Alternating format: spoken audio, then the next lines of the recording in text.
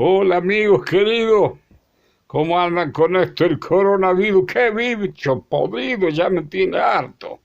Me he tenido que bancar que no se pueda comer asado, que no se pueda juntar con los amigos a guitarrear, que no se pueda tomar vino. Hasta ahí venimos bien. Pero ahora el gobierno sale diciendo que no te puedes acercar ni a tu mujer para tener sexo, hermano. No podemos nada. Te están promocionando el sexo virtual. ¿Qué sé yo qué es eso? No sé ni cómo se hace.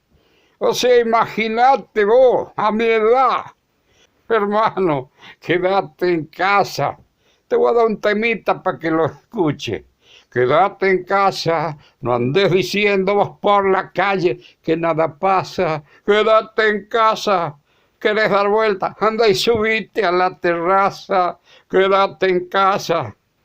Quédate en casa, hermano. Mi nombre es Jorge Mil Voces Arife, y quizá a mí no me escuché, pero lo escuché a Horacio.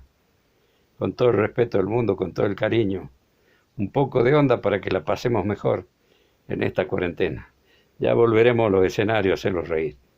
Un abrazo desde Tucumán.